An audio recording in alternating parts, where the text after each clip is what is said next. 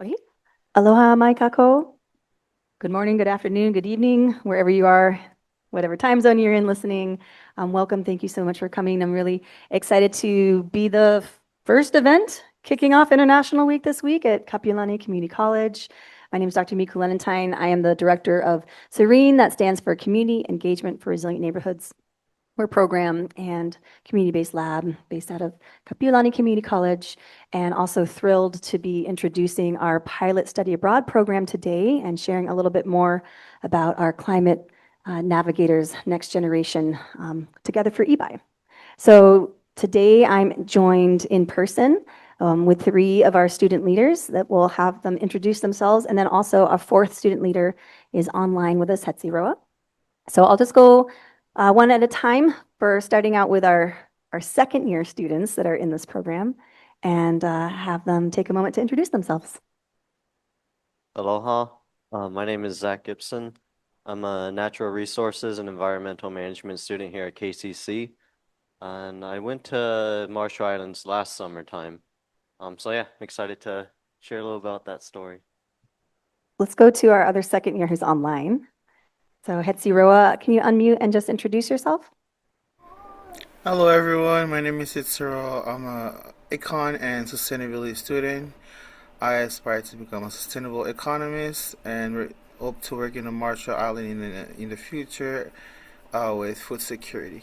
Thank you. Thanks, Hetzi. All right, and then we'll go to our up and coming students that'll be joining for this year's study abroad. Aloha kakahiaka ya oko. Good morning to you all.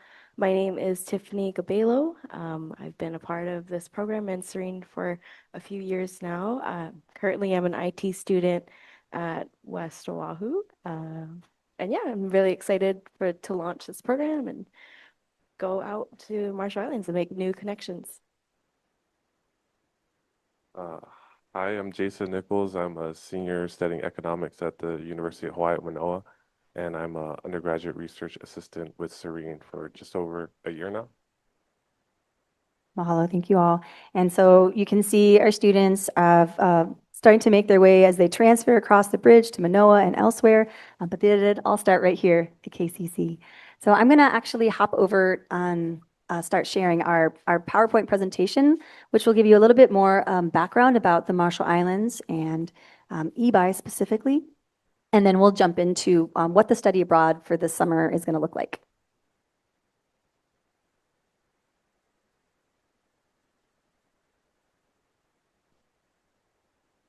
Okay, here we go. So hopefully you guys are seeing our screen all right. So this is us for today, Together for Ebeye, Serene TPAR, Marshall Islands Sustainability Study Abroad, Reflections, Introduction. Our title that we put together for you all is Preparing the Next Generation of Climate Navigators. And this is because we have multiple generations now that have helped out last summer and this summer and will continue to do so as we move forward together. So there's a lot that I'll be sharing in terms of the context. I'm going to talk through and flip through slides for you guys. I just want to give you the overview. Some of these things are pieces we pulled directly from orientations that we've done with our students. Some of these are pieces we pulled together from presentations about this work. But to give you the context for Marshall Islands, the way that we're going over there is to be of service. And specifically, we're going there to support telehealth resilience hubs and preparedness for Marshall Islands, which is some of the most climate impacted Pacific Island nations in the world. We're going to drop into that context a little bit more. So just to give you a little bit of an orientation for where we are looking, you can see Hawaii is right here. Marshall Islands is in the yellow there. If you zoom in a little bit more, you can see in that little yellow circle, we have the Kwajalein Atoll, and highlighted there is Ebeye in the lower right-hand corner. You zoom in a little bit more. So atolls are the set of ring-shaped islands. So you have our lagoon on the inside, ocean waters on the outside, and you can see Kwajalein. There's a Kwajalein base, and then in circle in yellow is actually Ebeye, which is where our study abroad primarily takes place. We'll fly into Kwajalein, take a ferry boat ride across the water to Ebeye, and then from there on the far right, you can see the three different field sites that we'll primarily be working with. So you have Ebeye, which is sort of the town, And then there's a really long driveway called a causeway that's surrounded by ocean on both sides. You drive all the way out there. It takes another 20, 30 minutes or so. And then you end up in Gujigu. And that's where Father Hacker School is. And one of the sites will be doing restoration work. And then for the very last part of the study abroad, we'll actually walk across the coral on low tide and get to a private islet called Nene Islet, and we'll be doing biocultural forest restoration work there at that site. So kind of keep that picture in mind as we go through. But just to give you a little bit of the context, again, I'm going to flip through this a little quickly so I can keep to our timing here. Marshall Islands has a nuclear legacy that's not spoken about too much, and we can answer questions and go more into depth. But essentially, the peoples there have been tremendously impacted by a series of nuclear tests that have left a legacy of environmental degradation, social impacts, great challenges that the communities face. Due to this original testing that was conducted, entire communities were displaced. Again, I'm going to flip through this a little bit quickly. There's ongoing health and medical and reparations that are continued to be returned to the people, but there's a lot of justice that still needs to be continued to be addressed in these communities. And that's part of, some ways, part of our work as best we can to support. This is just a picture of the environmental contamination. This was actually presented by one of our students at a presentation. But just to give you a snapshot on all different levels, we're looking at different kinds of contaminated fish and snapshot of climate change impacts. And we're looking at continued warming, which will, of course, affect sea level rise. Sea level rise is going to affect the way storm surge washes across the island, and saltwater intrusion into the freshwater aquifers is actually looking at in the next 20 or 30 years, depending on how you're counting, the water support life systems of that place will be gone. So there's a lot of work to be done to support, and the people there continue to demonstrate amazing inspiration for us and everyone actually around this. The work in Ebeye is a microcosm of the challenges we face as a planet, and Hawaii as well. So I want to play a really quick snapshot from this video from Logan about the Yaqui spirit that kind of parallels the Aloha spirit. So even though our work there is daunting, it's okay. Even though our work there is daunting, we can continue to keep our spirit strong and resilient as we continue on. And this is a snapshot of a video that Zach Gibson here did with Logan last summer. Yeah, so is Yahweh similar to Aloha? And what does Yahweh mean to you? Okay, Yahweh, I think it's similar to Aloha. Yahweh, the first phrase, Ia, is rainbow, and Kwe is you. So Yahweh means you are a rainbow.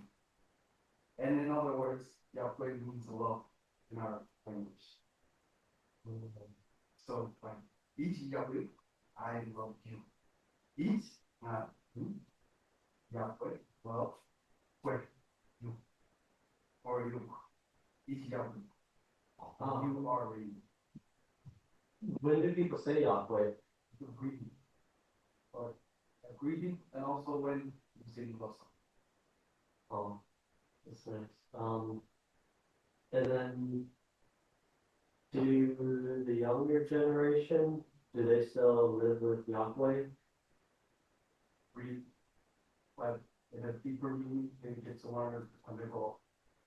But at an early stage, they just want to breathe. And then how did you learn about Yahweh? Or grandparents. Um, They learn traditional knowledge. and then in lines with resilience, does Yahweh and resilience have similarities as Yahweh and Raven resilience? Yeah, so like resilience is like the ability to bounce back from hardship. Oh yes, well, Yahweh is different from resilience, but having the Yahweh spirit allowing that to the hardships here, that shows us that we're true warriors, like a paramount, which is we're that nature, that's at the end of that, we did with Yahweh feeling. This is one of the hardships, or something that, one of the things that we value here on Black. Okay, I'll pause it there. But you can see when we're over there, there's power outs all the time. People don't even blink. They just quickly switch gears and bring out their fans. We need this Yahweh spirit to carry us on and in this work that we're doing. These are some examples of the climate change adaptation and mitigation strategies that we are working with in Marshall Islands and that we have the opportunity to help with for the study abroad. And I just want to take a quick pause because people might wonder, how did this even start? How did we even begin to have this opportunity? And part of this happened actually is Dr. Bob Franco, who's a former, former faculty here. He has done a lot of work in America Samoa and connected with Dr. Greg Nakano. And somehow Greg found out that Serene was doing resilience hubs. And they said, well, gosh, we could use that there. That's something that would be really good. So in 2023, the very first delegation from Marshall Islands came to visit KCC. I was a brand new faculty at the time, so still kind of getting to know things. But we started building partnerships and relationships, and they started to say, come, please come. Please come and visit us out there. And then after that, 2024, we were ready this time. Actually had Chancellor. I think this is a picture right here, and they came for the pancake breakfast. We did a big visit, and then we've continued to work in 2025. Our delegation visit was even bigger, so growing more support and continuing this relationship. And summer 24, actually what happened was we were in the room, and Hetzi Roa, who's here online, and the delegation had this realization moment of, oh, we know your father. And I didn't even know that Hetzi was from Marshall Islands. I thought it was Coast Ray, because that's where his mom's from. So that was actually the catalyst that set us off on this journey. So that's how it all happened. And how is this related to research? I just quickly to share this, because we said TPAR is the TPAR study abroad. That stands for transdisciplinary, intergenerational, participatory action-oriented research. And it's the methodology that we are using to be of service there, but also to lift up our students in their career pathways and bring this professional development to everybody who's involved. Okay, so I'm just going to flip through a couple of these slides so you guys kind of get a little teaser of what it was like this last couple summers. We have the opportunity to do all of this work. It's honestly overwhelming to look at this and just understand that this is something that we have access to be able to support. And the most amazing thing is people don't normally go there. A lot of times they're going more to the capital and modulo. So us building out this relationship in Ebeye specifically is really unique and really needed. So this is the snapshot of our goals. So goals for working in Ebeye: supporting climate resilience, education, public health, energy, transportation, water, food, and women, peace, and security.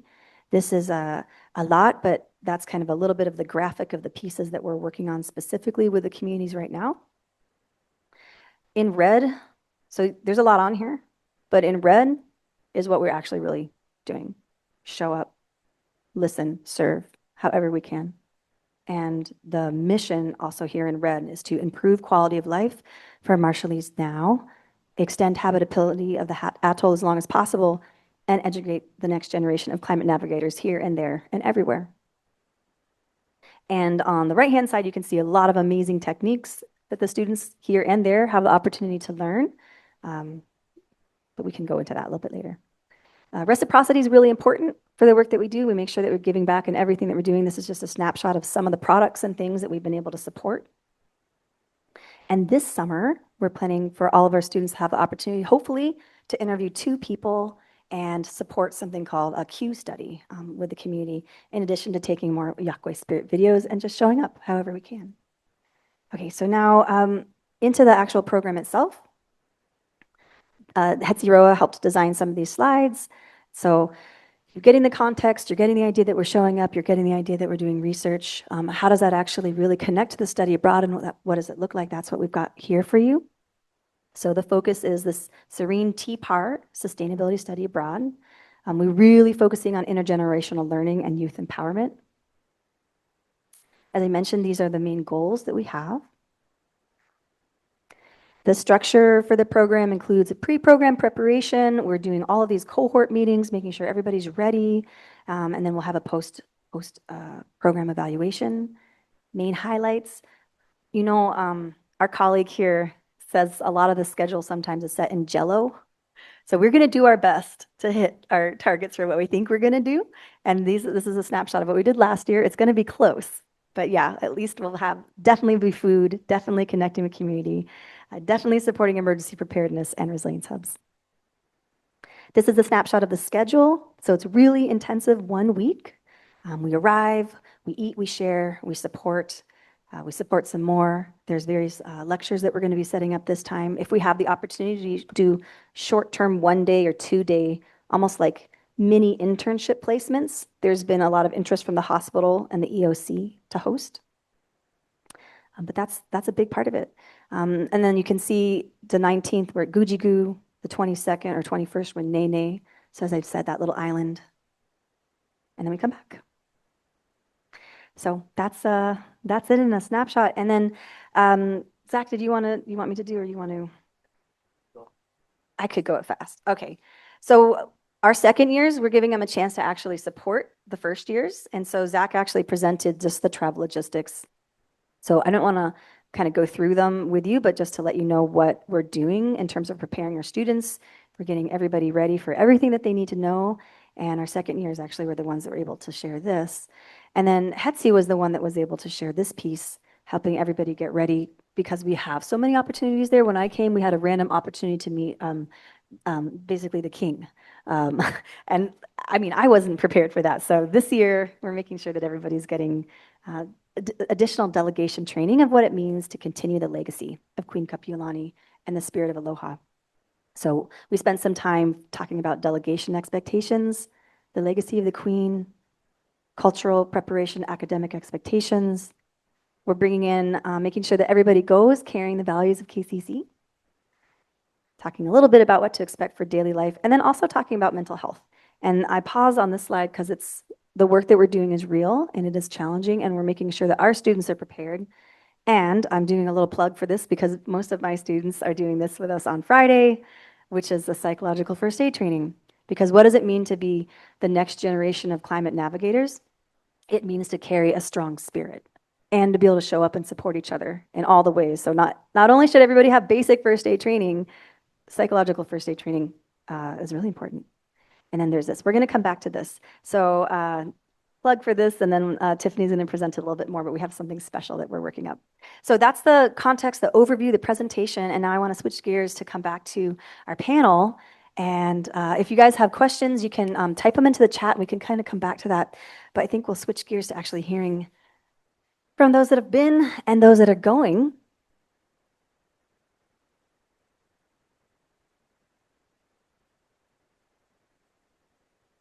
Okay, awesome. So we're going to start with our second year students officially. And just to share a couple questions about their experience.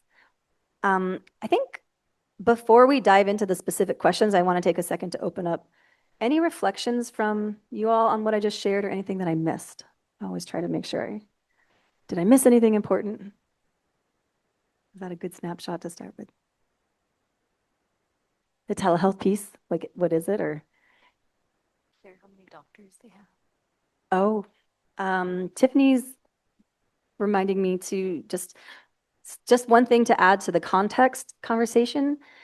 Why are we supporting telehealth? And it's because roughly, the way to think about it is in the Marshall Islands, roughly half the population lives in Ebeye. Between them and the outer islands, it's somewhere between 9,000 and 12,000 people, and there's one hospital. And so the need is great in terms of how we support medical and especially the outer islands. How do we get help to the outer islands? So thank you, Tiffany. Yeah, that's why we're there. There's a critical need to support, especially around health and mental health too. Thanks. Okay.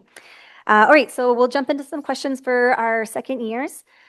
First questions are, it's kind of a double because I want you to be able to say if you've had any past experience. So it's a double question, which is, what's your connection to Ebeye and what was your first impression when you arrived? So I'm going to go to Zach first, and then we'll go to Hetzi online after that.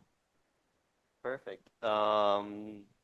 My connection with Ebeye is I took an ethnic studies class that was offered at KCC for free over the summertime. and I met Hetziroa in class. And then we worked together when I was working at Student Congress and he was working at Board of Student activities. And then I think it was just through hanging out and talking story. And then we're sitting at the beach one night and we're singing karaoke with another friend that you guys know, Mo. Um, then he just mentioned that it's something that he did growing up. So I think that was like the connection point.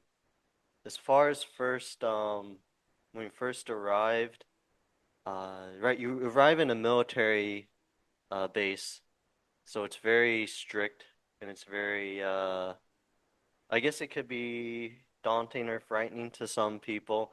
I was in the military before, so it didn't really feel out of place. I was scared. Yeah. And then I don't know, when we actually get to Ebeye, you I feel like you just suddenly realize you have all these amazing gifts and skills that you've been trained on and taught throughout your career or your time here at school or working with different mentors or teachers. And then you have the opportunity to actually like act on it. So I guess the impression when we got there wasn't that scary, seemed vaguely familiar, and then it seemed like we were able to hit the ground running. Like like we had all this knowledge and all these areas where we're able to, I don't know, just go out and do stuff. And just to give you guys a little bit of background on the first year we went, 2024, was myself, Hetzi Roa, and then Brianna Donnelly, who was a Vista. And we weren't going as a study abroad. We were just going because they said go, right? And then we found out about Hetzi. Then last year that we went with Zach, it was just Zach. But we always have two Coast Guard cadets. So there's always a little bit of a cohort of youth, but yeah, the next year it was basically just Zach exploring. And then this year we're going to have six. Yeah, six, which is amazing. So this is really more the first year.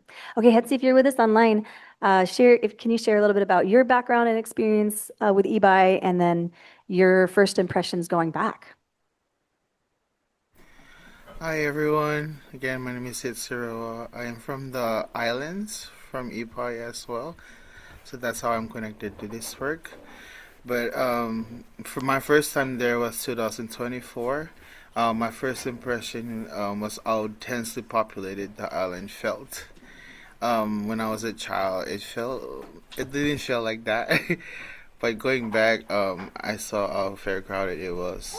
Ibai's are very small, but many people live there, so everything feel very close together.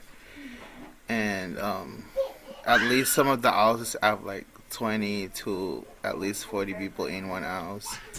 So usually at nighttime, it gets like a lot of kids outside, so that felt a little different. That sorry, one second. That felt sorry guys. So that felt very different for me. When I was sleeping, I hear kids everywhere outside. It's so funny that this kid is running around. That's the actual sound that I hear at night when I was there. Yeah, so that was very different for me, but it was good to be back. Thank you. Hetzi, it's like you have a soundtrack that's accompanying what you're talking about. Thanks, Hetzi. Okay, a couple more questions here for our second years. What did you learn by going this last year or Hetzi the year before that you could never have learned in a classroom?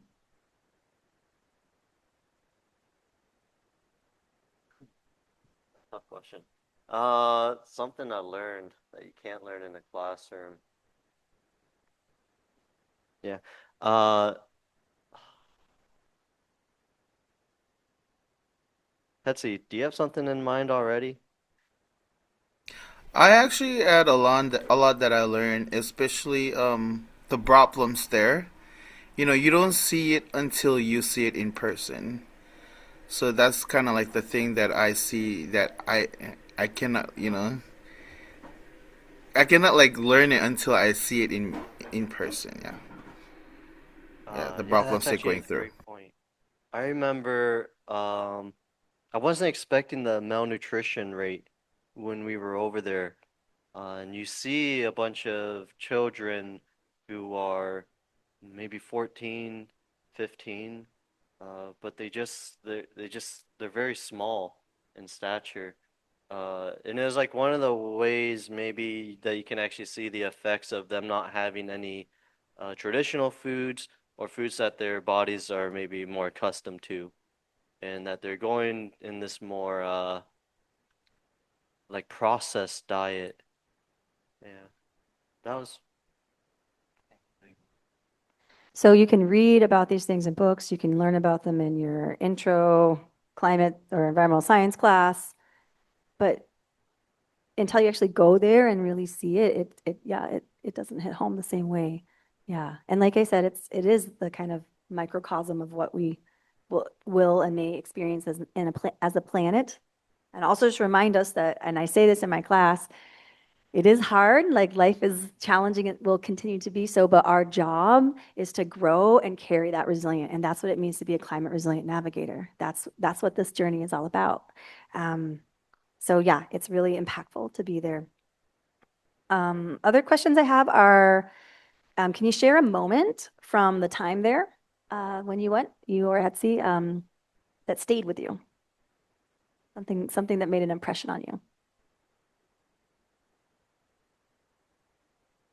Yeah, before I went, I was thinking of ways to give back and small things and gestures that, like, I don't know, that I could just kind of give like a token of appreciation. One of them was I brought Polaroid camera and film to take photos of, for the children there.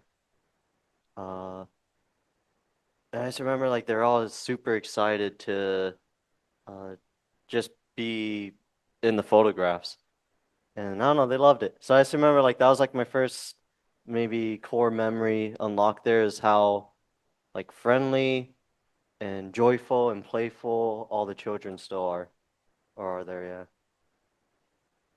Awesome. Thanks, Zach. Uh, Hetzi, how about you? A moment for something that stayed with you when you went in 2024? I would say similar to Zach. I see like a lot of people like as I walk through like the streets, everybody smiles at me. You know, like they go through all this hardship, but they still smile at you. You know, this kind of reminds me that community and kindness can cross language and cultural differences. Yeah, thank you. Thanks, Hetzi, right? So every single person that you see will greet you with Yahweh. And now you know a little bit more about what Yahweh means, right? Um, okay, so can one of you guys speak to what you observed in terms of climate change impacts or infrastructure reality? We'll go to Zach first. Yeah. Infrastructure reality is that material is hard to get in these outer remote areas. It's very just hard to find the logistics to transport stuff that they might need. Uh, Maybe there's not as much awareness of the actual risk and dangers of things like king tides and washing into the aquifers over there.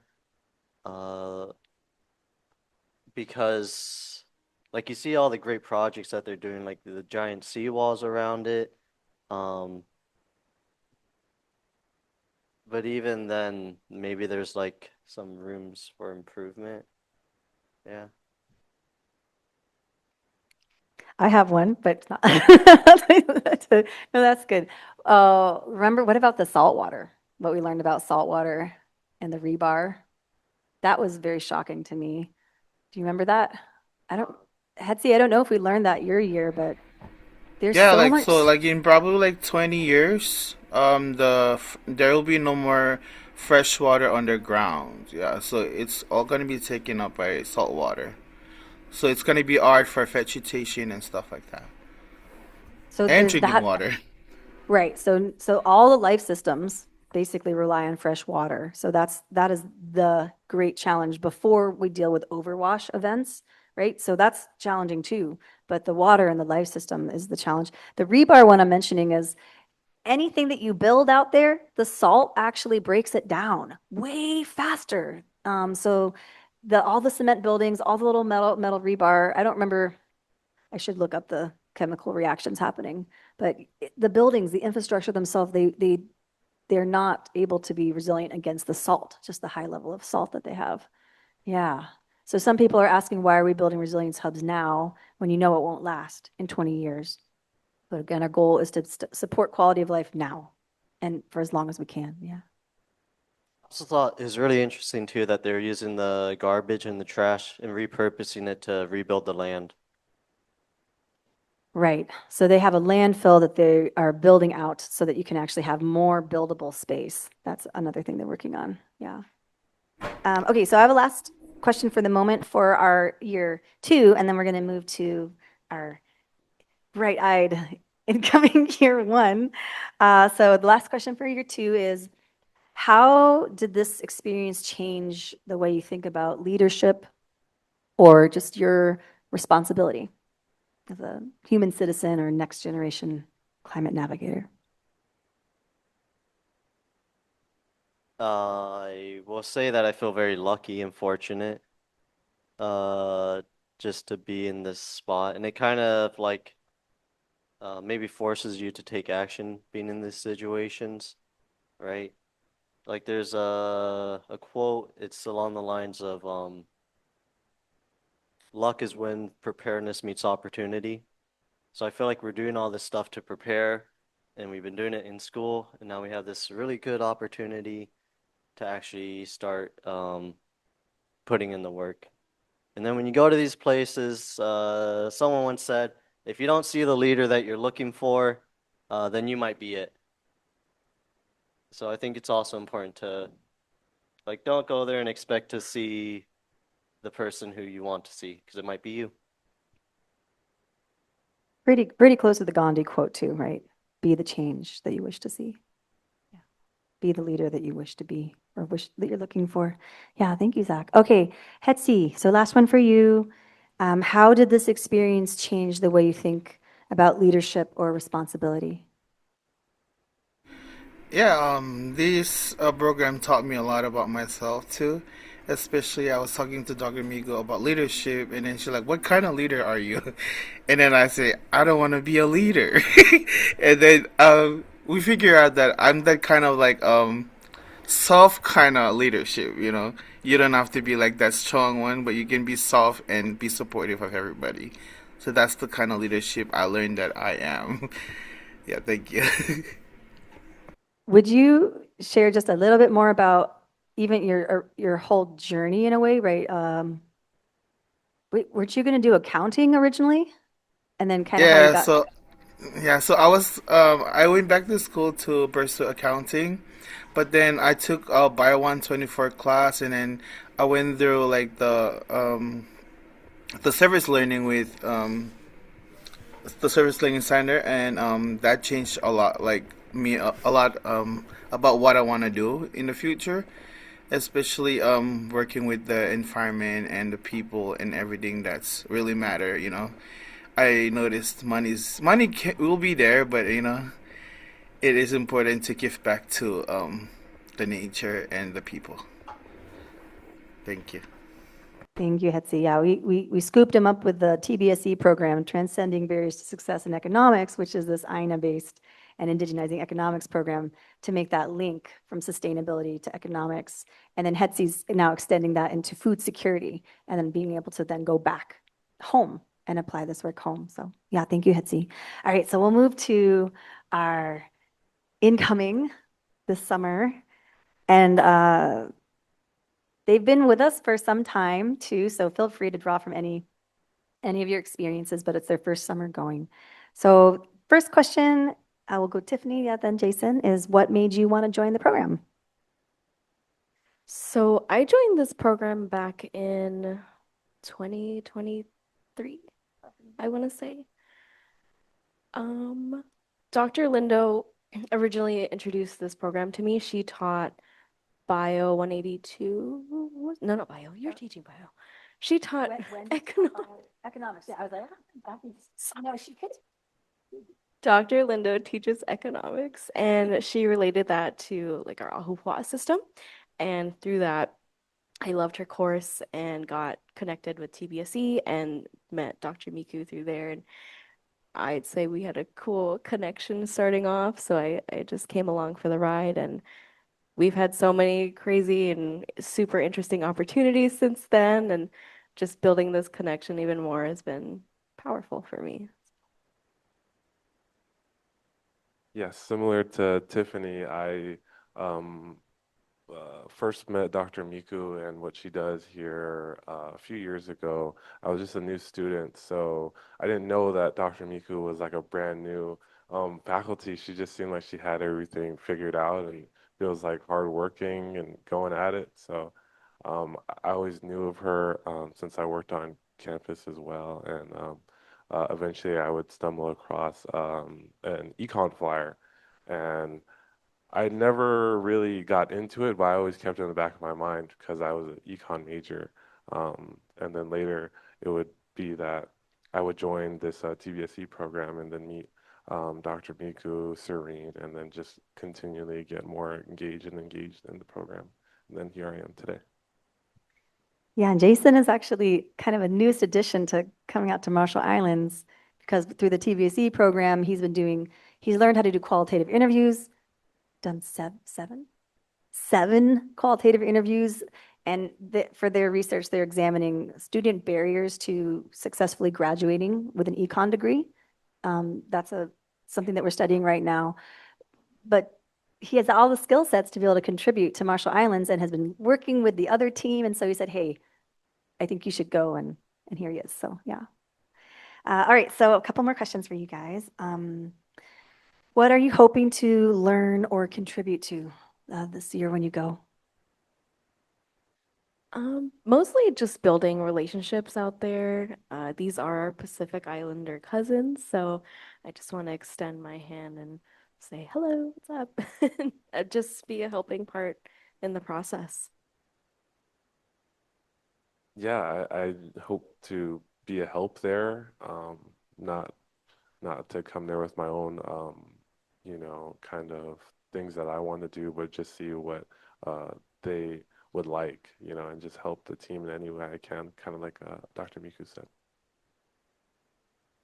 So this question, I'll start with you guys, and then I'll open it up actually for everybody in our panel. Through Serene and TBSE, we've went to Seattle last year and participated in the Continuums of Service Conference. A number of the students, several students in our cohort have come out to my farm in Hilo and done advanced field training out there.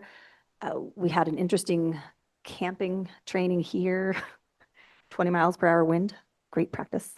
And there's been various kind of trainings and additional experiences to get you guys to where you are today to be able to go and be successful. So I want you to take a moment to think about what preparation for Zach and Hetzi, what preparation did you do with Serene that actually maybe surprised you, turned out to be useful or was helpful when you went? And then for those of you going, what preparation, I don't know, I guess has been the most impactful or interesting for you to help you get ready? Sure. Yeah. I guess we can do that first, sure. The thing that definitely helped the most was the community relationship building. Yeah, because all the things that we're doing in Serene, usually they revolve around how are we giving back to the community and working with our community to create something. And sitting in a lot of those meetings with CalGov and other stakeholders over there. Who's CalGov? What's that stand for? Kwajalein government. Our partners over there who just help us out. Yeah, I'd say without having like that training beforehand, maybe you don't really know what to expect. But it makes it easier to build up that skill set of sitting in maybe boring meetings. Maybe they're boring, but maybe there's like 5 minutes of that hour plus meeting that's really important. And then that's kind of where like the value and I don't know, everything, for me at least, comes from. And also give a little context for that is in the Marshall Islands, youth are not usually encouraged to speak. So traditionally, it's elders or professionals that are speaking, and youth are silent, and they're in more of a witnessing and listening role. So there is a bit of a cultural adjustment there too for when our students go over. Um, in preparation for this, something I'm really looking forward to is the helo training at your farm. That's something I haven't been able to be a part of yet. Um, and yeah, same as Zach had said, those community workshops, it's very awkward at first to try to reach out to the community and talk story with people you don't know, but you get the hang of it eventually and just ensure that you're creating like a, really welcoming environment and just know that you're not there to judge or to, put your own bias on, I guess, but just be there to help and to uplift. Yeah, Tiffany stole my answer, so I was gonna say that, but I'll think on the spot. It is a little daunting to kind of plan this out in the summer, and it's easy to say in advance to be like, "Oh, I'm super excited to go," but Dr. Miku and all the people that have supported this have put a lot of structure and organization to meet monthly, to bring extra faculty, to make sure that all of this goes smoothly. I mean, there's a lot of like moving parts logistically within transportation, say your like health insurance. And you guys kind of went over it, skipped over it earlier, but there's a lot of that, but we all do it as a team, so it's very structured. So I think that's the best preparation. Thanks, Jason. All right, Hetzi, do you want to share, anything you want to share for things that help prepare you for the trip when you went back in 2024? Yeah, 2024 was a very surprising trip, but one thing that we went to the Spartan camp, which is 4 hours away, so you have to be very like constant salt spray in your face and the sun. But one thing that I really that stand out for me is the camping. So when it comes to build your tent, I'm able to know what each thing is for. So that helps a lot, you know. Because if I don't, like, I would look kind of stupid for not knowing like what they are for. So it makes the process faster. Yeah. So I'm grateful for every little detail like this. It helps the trip. Thank you. Thanks, Hetzi. I thought you would say that.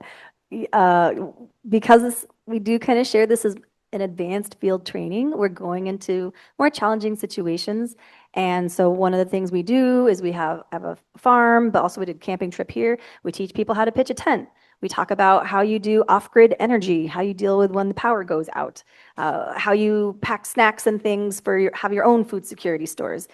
All of these things translate to both field work in more challenging field conditions that you may end up in your life, but also they translate to if you're in a disaster.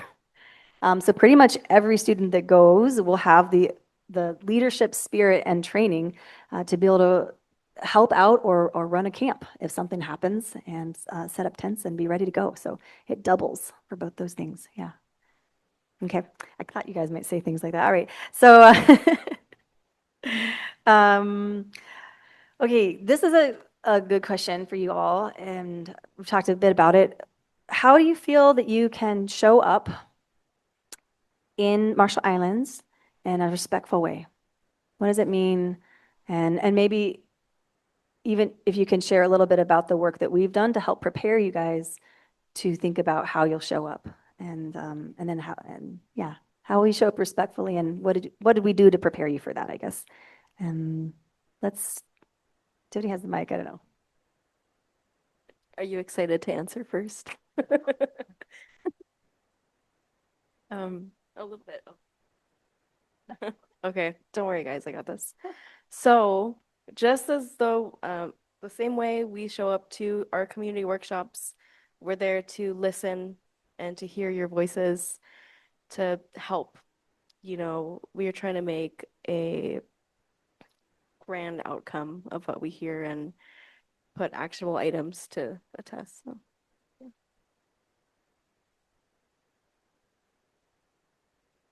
I would say we're going there, uh, not to oppose anyone's viewpoints, but to um, also be there and have our presence. At least be there, right? Like we don't know what we're going to be doing or walking into all the time, but we know that we're there to come to a common goal, which is helping all life on Earth. Yeah, I think everyone touched on it. And from my point of view, it's they're welcoming us into their home. And I think that this is kind of like a topic we learn about a lot with Dr. Miku is like reciprocity, and they appreciated us and welcomed us so much into their home. So I think we have to keep that in mind and give them the same kind of respect and honor in return. Ooh, you guys, look at this group. Okay, Hetzi, how about you? How do we show up respectfully in Ebeye? Yeah, so we are going as a group. We are the delegates. So we don't go as visitors. We represent Kapiolani Community College, the university system, state of Hawaii, and the legacy of Queen Kapiolani. That's what most importantly. And we have to be very professional and respectful of the culture, the tradition, and just like Tiffany said, listen to the people as we work with them. Thank you. Oh, I think you guys are ready. Another interesting thing is we're also going as civilians, as cousins, as community members, as neighbors, and that's a little bit different than the way most people go there. Most people are going there, right, as in a military capacity or an aid capacity, and it's just a little bit different. So our role and the way we show up is, as you can hear from all the students, I think very proud to show up and serve in that way. Okay, so we still have a little bit of time left. I wanted to ask Hetzi and Zach to offer words of advice for our incoming, I guess, study abroad for this summer. So words of advice for them for this coming summer. Just go. He's like, no one came last year. Just go. Oh, come on. Anything else? Yeah. Uh, yeah, I don't think you're gonna find I just don't think you're gonna find something like this out in life, very often. I don't think you're gonna be welcomed into a space, into a community with such embrace. I don't think that the work and the skills that you guys have learned, like this is a spot where it's very needed and I think it could flourish.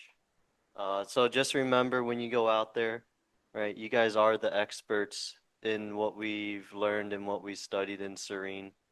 And yeah. So I don't know, you guys kind of made it, you know? You guys are the professionals, and you get these cool little cards and they'll say researcher on it, and you'll have it forever. Yeah. We are going to wear matching hats and matching shirts, actually, so that, yeah, they know who we are. Okay, thanks, Zach. Hetzi, advice for Tiffany and Jason going this summer. Yeah, my advice is just be open minded. Um, Not everything's gonna be the same experience for everyone, so be ready for that. I guess. Yeah. Thank you. I think this trip is a good one for preparing people to be adaptive. And again, that's what we need. That's the skill set that we need, a resilient spirit and the ability to adapt and kind of improv on the fly for whatever circumstances bring us, right? That's what we need. So I want to open it up will you guys ask questions? Okay, Tiffany's got a really awesome announcement. Should we do that and then we'll do questions? Do you want the prompt? Do you want the little flyer? Can we put it up on the screen? Oh, that's right. We can hold it. Can you bring us the Earth Day for Ebeye flyer? Spaghetti. The spaghetti one. So we have this really incredible opportunity for everyone here. Yep. If you don't know how to support us and you're looking for a way to support us through this project, we're hosting an Earth Day for Ebeye event. It's a spaghetti dinner fundraiser. Right now, we are posting tickets, and we're going to be making vegan spaghetti. It's going to be at Yogurt Under the Palms in in Kaka'ako. It's vegan spaghetti. It's a vegan kitchen. I think we'll have brownies, hopefully, as well, and then maybe some mamaki tea made from our campus here. And Zach's mom is actually going to make garlic bread as well. So we're very excited. So please come down, hang out with us. We're going to have piano, music, and possibly trivia. It'll be a fun evening. And it's a collaboration by Sustainability Club, Serene, Pacific Allies, and actually supporting with Yoga Under the Palms, local business. And hopefully this will be the first thing, or the first of many that we can do every year, continuing this fundraiser to support school supplies, children, and perhaps even funding a scholarship at some point. So even if you can't, come this year, keep it on your radar. This is something that I think will continue to grow and build over time. So we do have a couple minutes left to ask for questions from the audience here about the program or anything that you want to ask students, second year, first year. Damien? Yeah. Oh, okay. Since I have Okay. mic. Yeah. It's kind of similar to the question that Miko asked the last question. So, what was the most challenge that second year had that you want to share with the first year to be prepared?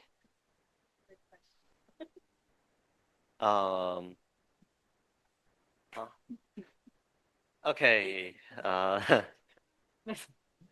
There's maybe two or three main things. One is you're gonna have to be comfortable with uncomfortable stuff like trash and garbage, or seeing like a lot of like animals that aren't really healthy.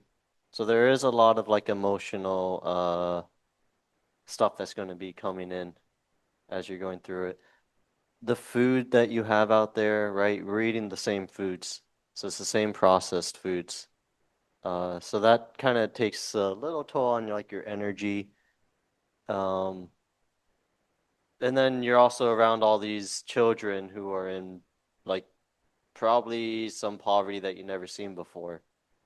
Where like Hetzi was saying, there's 40 to 50 people in a household sometimes.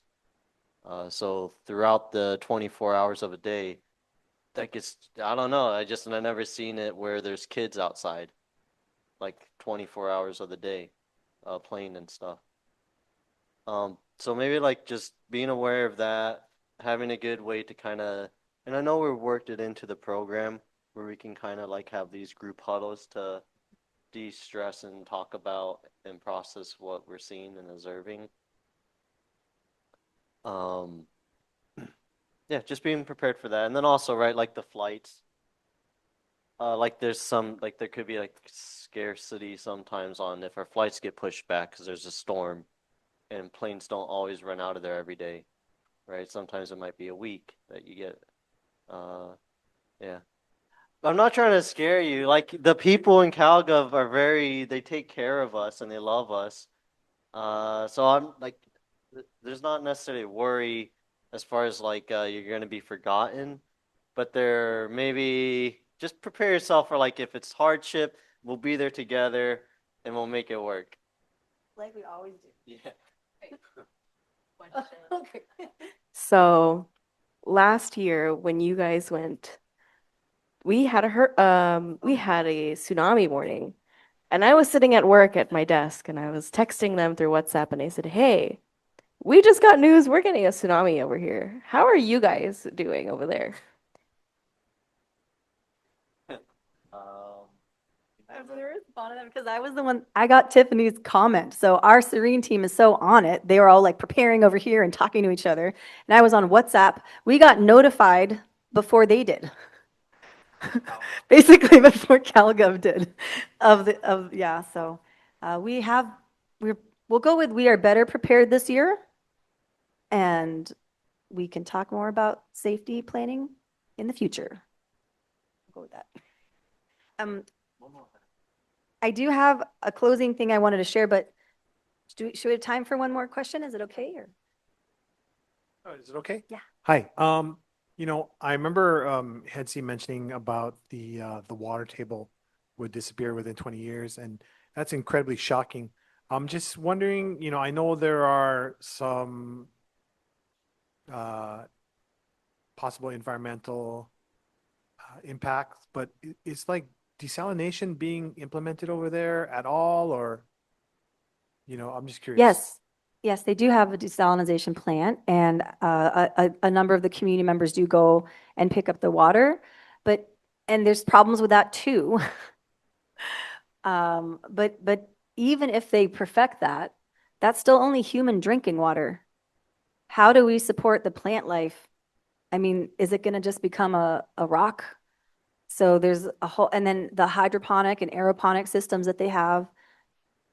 How do we, I mean, I guess you could water that. I mean, so these are the things that we need to solve. And they are working on these things right now. They're working on them actively. So it is, so yeah, but it's more than just that drinking water. So often we think about that. It's more than just that. Maybe just for the drinking water. Yeah, the issue over there is like when the power goes out, then air bubbles start to form inside their actual water tanks, and then non-communicable diseases start to, yeah. We got to do a really cool tour of the water plant. But that's what the main, for at least the drinking water part. That's the one that gets distributed to the tap. Yes, through the tap. But yeah, there is another centralized place you can go and drive up and fill up your water bottles, but it's really challenging. Yeah.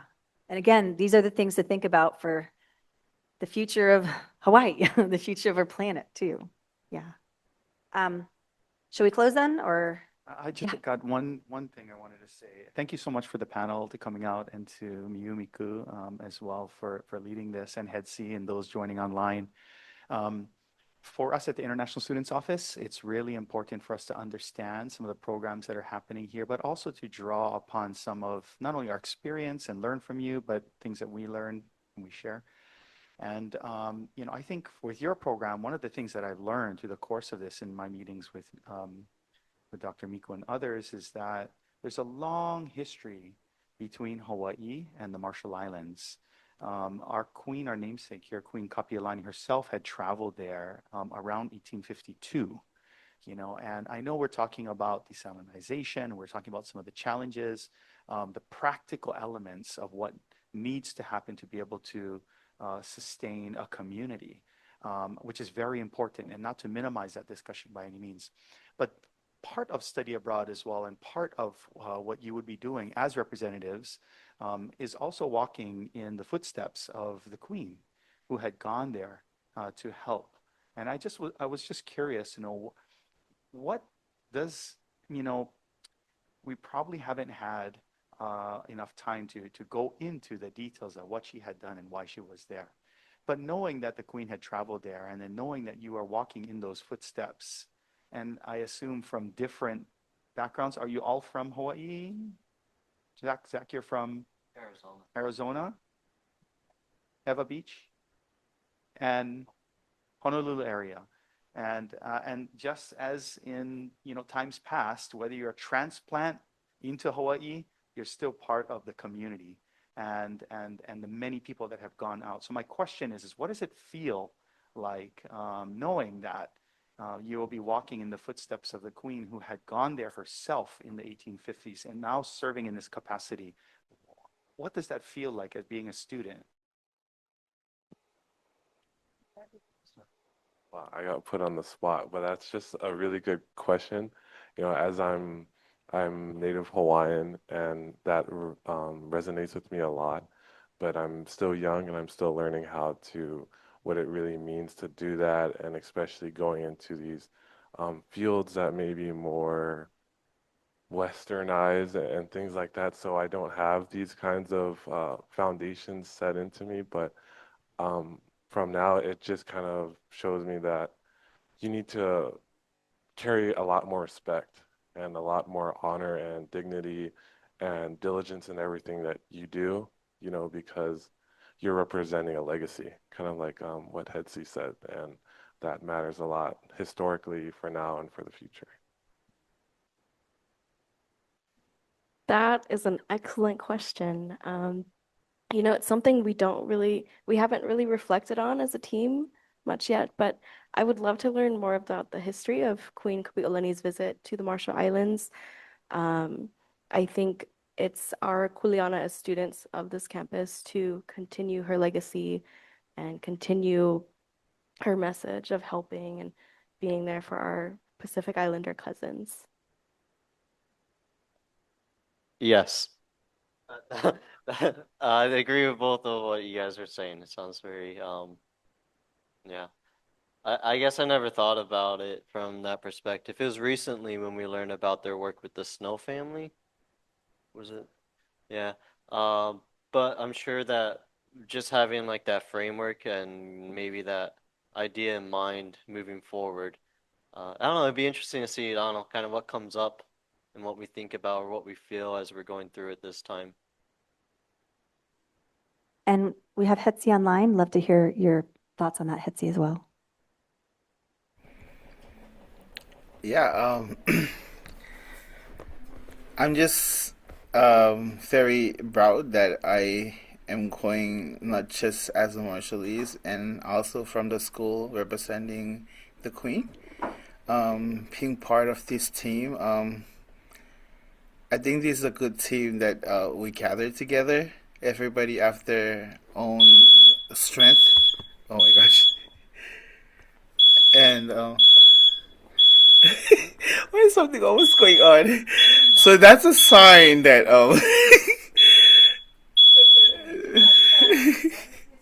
Hetzi, here, we'll pause for just a moment. You can mute and figure that out, and we'll just pause. You have an active soundtrack today. I was just going to really thank Sean for bringing that in because as we talked about kind of developing this program out more, he's the one that really brought that to us. So we only kind of just added that to our orientation and our delegation training, but like Tiffany said, it's something we want to dive more into and reflect on more. And I love the way you phrase that is like knowing that you're walking in her footsteps. That lands for me. That brings it in a little more deeply. So that's something I think we'll continue to reflect on and share more. Yeah. So we'll close there. I had a little thing I actually wrote up to read, but I can close and share. So as you guys, so thank you again, everybody who's listening, and thank you for so much for putting this on, and for all of you all for showing up and sitting in the hot seat up here. So I just wanted to close by sharing a few things. This program, when we talk about climate impacts, coastal resilience, this program reminds us it's more than just science, policy, program, politics, all of that, right? It's more than that. It reminds us it's about relationships, family, cousins, community, and preparing the next generation to navigate these challenges together. This work has been life-changing and transformative already for us. And I'd probably offer that even for the two that haven't gone yet, all the preparation that's gone into this. And I offer that we will continue to grow our hearts big enough to hold this work with this amazing team and everyone supporting us so that we can support Ebeye. And I know we will be able to keep on keeping on and serving in the highest possible way. So Mahalo nui loa. Thank you so much, everybody. And komo tata.